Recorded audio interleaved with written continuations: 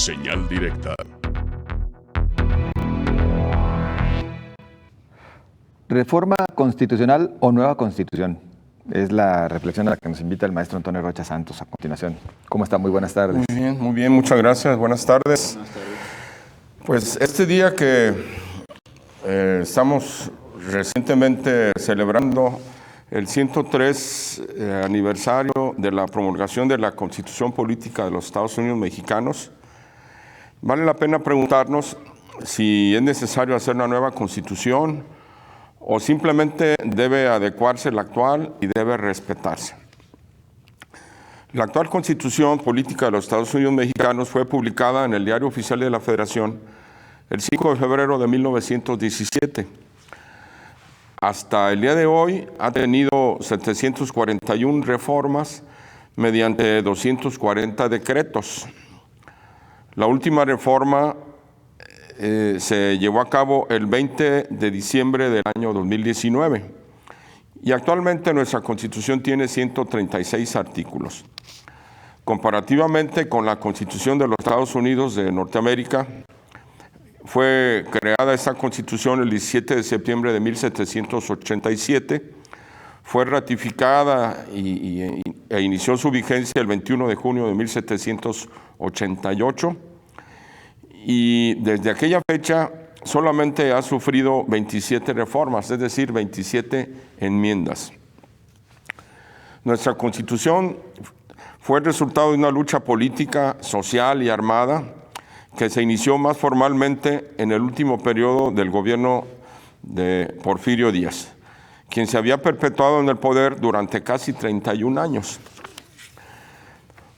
Muchos funcionarios actuales, muchas personas que se dedican al ejercicio de la política, no conocen o se olvidan intencionalmente de los postulados que enarbolaron quienes iniciaron este movimiento revolucionario, político y social. Por ello, consideramos que vale la pena recordar que entre los postulados que quienes lucharon por modificar la estructura política y jurídica de nuestro país en el año 1910, entre otras cosas hablaban de la justicia agraria, es decir, tierra para los campesinos, para quienes la trabajaran, acabar con los grandes latifundios, salarios justos, horario laboral máximo, derechos laborales, libertad sindical, derecho de huelga, etcétera, fueron otros de los postulados que enarbolaron quienes encabezaron el movimiento revolucionario de 1910 y que culminó con la aprobación de una nueva Constitución en el año 1917. Vale la pena preguntarnos si estos postulados se han alcanzado a la fecha. La justicia agraria, efectivamente hay justicia en el campo. Los campesinos son quienes detentan las tierras. También vale la pena preguntarnos si en la actualidad los trabajadores reciben salarios justos, si los horarios laborales máximos se respetan, si existe la libertad sindical, etcétera. En general, si hay justicia laboral.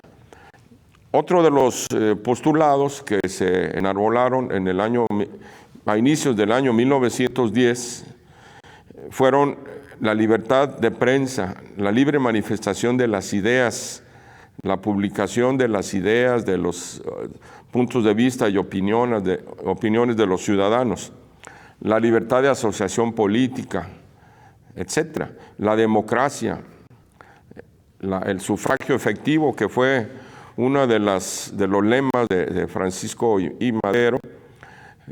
También fueron algunos de los argumentos que sirvieron de base para iniciar ese movimiento social, político y militar, que culminó, como ya lo mencioné, con la aprobación de una nueva Constitución, que entró en vigor el 5 de febrero del año 1917. Constitución es el conjunto de normas fundamentales de un país o de un estado en donde se fijan y establecen los límites y las relaciones entre los poderes de gobierno y del gobierno con los ciudadanos. La actual Constitución Política Mexicana tiene 136 artículos que básicamente desde el punto de vista doctrinal se han identificado como dos partes de esta Constitución. La primera, que es conocida como la parte dogmática, y en los primeros 38 artículos nos habla acerca de los derechos humanos de las personas, de sus prerrogativas, sus garantías, las garantías que el Estado debe otorgar para que sean respetados estos derechos humanos.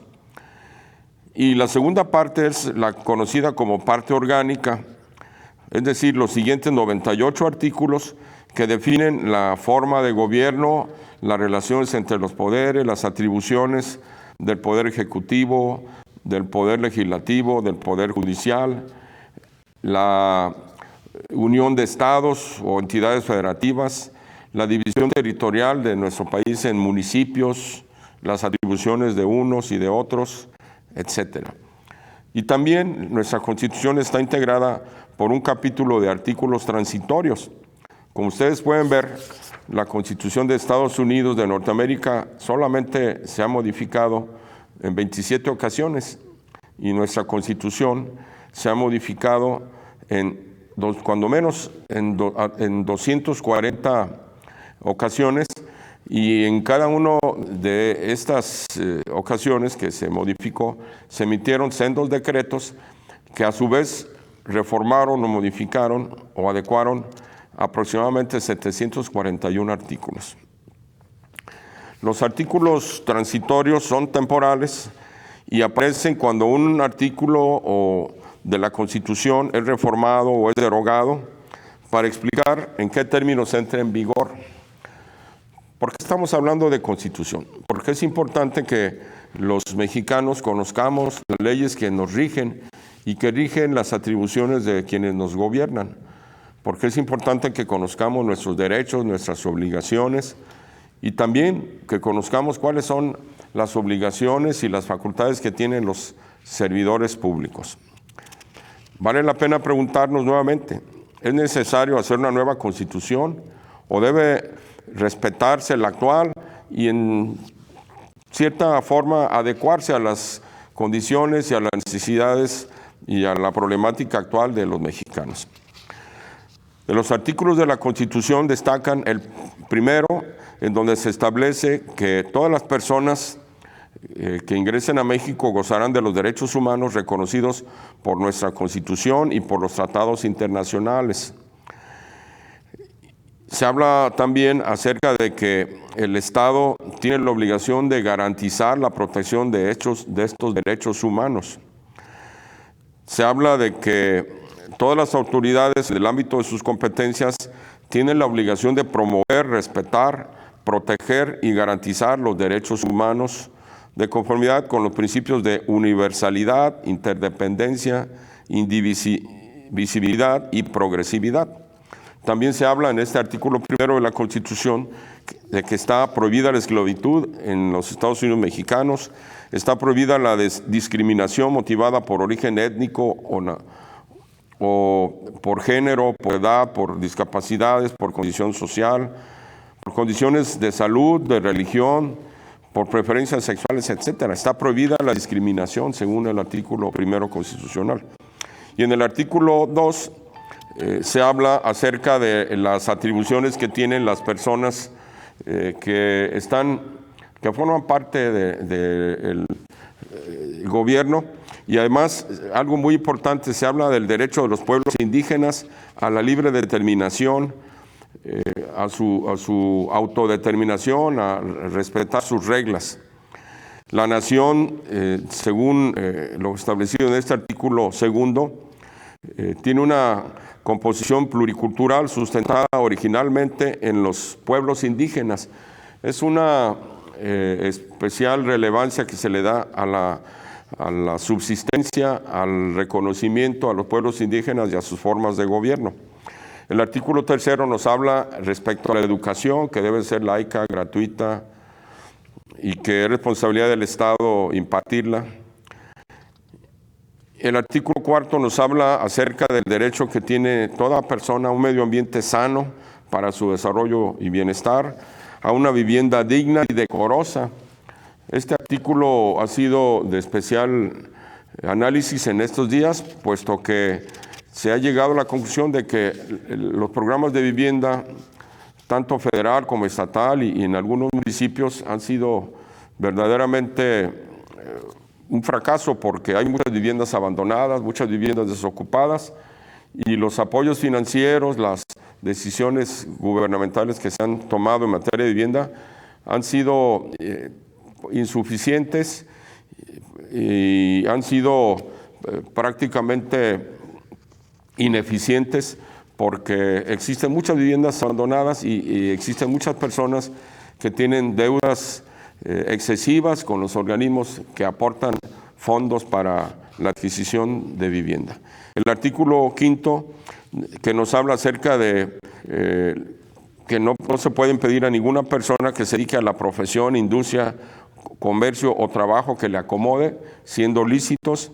El artículo 6, que se refiere a la libre manifestación de las ideas, que no debe ser limitada la libre expresión de ideas, a menos que con la manifestación de las ideas se provoque algún delito o se ocasionen daños a terceros. El artículo 8, que nos habla del derecho de petición que tienen los ciudadanos para pedir información a las autoridades, pedir una respuesta a las autoridades, con el único requisito que se formule por escrito de manera respetuosa. Y de los artículos 13 al 23, que son los que nos hablan de las garantías de seguridad jurídica, garantías de legalidad, garantías de debido proceso, etcétera. Es decir, que ninguna persona puede ser molestada en sus propiedades, posesiones o derechos, sino en virtud de un mandamiento escrito emitido por una autoridad competente, en el que funde y motive la causa del procedimiento. Son algunas de las disposiciones que contienen estos artículos del 13 al 23, que se refieren, como ya lo mencioné, a las garantías o a los derechos de las personas, a los derechos fundamentales de seguridad jurídica, de legalidad, de debido proceso, al derecho de audiencia y defensa, etcétera. Y el artículo 26, que nos habla de la planeación del desarrollo nacional, que debe ser una planeación democrática. Es decir, los planes de desarrollo deben de ser consultados a la ciudadanía. También nos habla acerca de que se deben de implementar mecanismos, procedimientos de participación y consulta de los ciudadanos en la elaboración de los planes de desarrollo urbano. Desde luego, el artículo 27, que nos habla de la propiedad de las tierras. El 113, que nos habla del sistema anticorrupción, es un artículo de reciente aparición, en donde se pretende diseñar mecanismos para combatir la corrupción en nuestro país, en todos los niveles de gobierno, a nivel federal, estatal y municipal. Y también el artículo 115 es de mucha relevancia, porque en nuestra Constitución se establecen las facultades y atribuciones de los municipios, que es la base de la organización territorial. Y ahí se establecen cómo los municipios tienen facultades para formular, aprobar y administrar la zonificación y los planes de desarrollo urbano municipal, etcétera. Son algunas de las atribuciones que se establecen en el artículo 115 y el 123, en donde se habla del trabajo. Se establecen aquí pues algunas de las derechos y prerrogativas y logros que se obtuvieron con motivo de la lucha política, social y armada que se inició en el año 1910 y que culminó, como ya lo mencioné, con la aprobación de una nueva Constitución en el año 1917. Conociendo todos esos artículos, conociendo nuestros derechos y nuestras obligaciones, tenemos que hacer un análisis en este 103 aniversario de la promulgación de la Constitución de 1917. ¿Vale la pena que se apruebe una nueva Constitución? O mejor, exigimos que se respete la que actualmente está vigente. Si hay necesidad, que se hagan las adecuaciones correspondientes. Tenemos esas dos opciones. Ustedes tienen la palabra. Si consideran que se está aplicando al pie de la letra lo establecido en nuestra Constitución, especialmente en lo que se refiere al respeto a los derechos fundamentales de las personas, al ejercicio adecuado de las facultades que tienen los funcionarios públicos. Si ustedes consideran que está bien aplicada la Constitución, pues entonces no hay nada más que decir. Si no está bien aplicada, entonces lo que falta es que quien tiene la responsabilidad de vigilar el cumplimiento de la Constitución, vigile que se aplique estrictamente y que se cumpla al pie de la letra por los funcionarios públicos, sobre todo que se respeten los derechos humanos de las personas. Bien, maestro, pues me parece que la mayoría coincidimos con la segunda opción que usted nos ofrece. Muchas gracias y hasta la próxima semana. Gracias a usted.